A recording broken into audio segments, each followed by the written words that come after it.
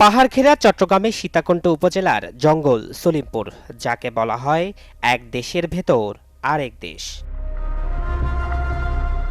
যেটিকে অনেকেই তুলনা করেন আলোচিত ভারতীয় সিনেমা কেজিএফ এর অপরাধ সাম্রাজ্য নারচি এলাকার সঙ্গে। নির্দিষ্ট মাফিয়া গ্রুপ ছাড়া এখানে কারোই নিয়ন্ত্রণ নেই। স্থানীয়দের মতে বাস্তবে সলিমপুর এলাকা আরও ভয়াবহ। দেশের শীর্ষ সন্ত্রাসী থেকে শুরু করে বিভিন্ন জঙ্গি সংগঠনের সদস্যরা পালিয়ে বা জামিনে বের হয়ে এখানে গড়ে তোলেন অভয়ারণ্য।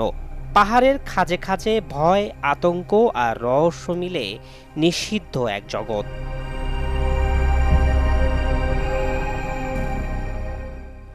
আলীনগর ও ছিন্নমূল নিয়ে ৩,১০০ একর আয়তনের পাহাড়ি এলাকায় এই সলিমপুর। এটি সীতাকুণ্ড উপজেলার মধ্যে হলেও অবস্থান একেবারে মহানগরের কাছে, যেখানে বাস করে ২ লাখ মানুষ। এখানকার সন্ত্রাসীদের মূল কাজ পাহাড় কেটে ঘর আর প্লট বাণিজ্য, সাথে মাদক অস্ত্রের কারবার তো আছেই। এছাড়া এখানকার সন্ত্রাসীরা ভাড়ায় খাটতে যায় বিভিন্ন স্থানে। সত্যিকার আন্ডারওয়ার্ল্ড বলতে যা বোঝায় তাই সলিমপুর। চট্টগ্রামে এক প্রকার বিস্ফোরা বলে নিত্যদিনের আলোচনায় থাকে এই সলিমপুর।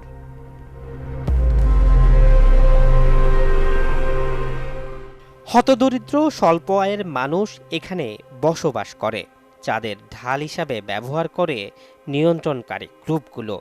তাই এখানকার বাসিন্দাদের জন্য হাটবাজার ছাড়াও এলাকার ভেতর স্কুল, মাদ্রাসা সহ নানা প্রতিষ্ঠান গড়ে তোলে তারা।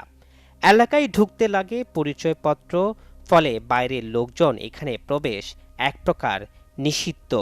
ঢুকতে পারে না আইন শৃঙ্খলা বাহিনী বা প্রশাসনের কেউ। অস্ত্র ও মাদকের কারখানা সহ এ এলাকায় রয়েছে একাধিক টর্চার সেল।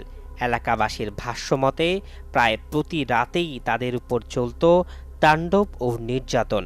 বাইরে থেকে অপহরণের পর অনেককেই আটকে রাখা হতো এখানে। বিশাল এই এলাকার নিয়ন্ত্রণে রয়েছে নিজস্ব বাহিনী হাতে।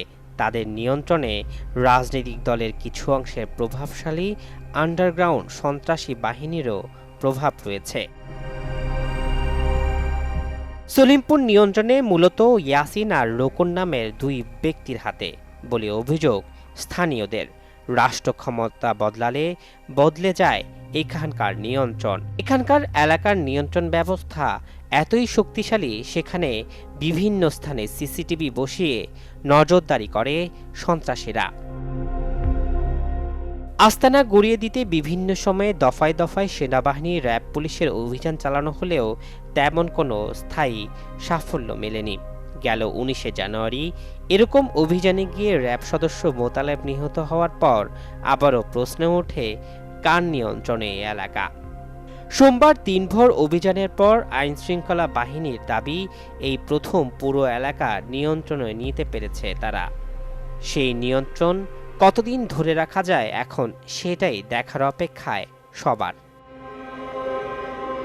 জুলকার 9, চ্যানেল 24, চট্টগ্রাম।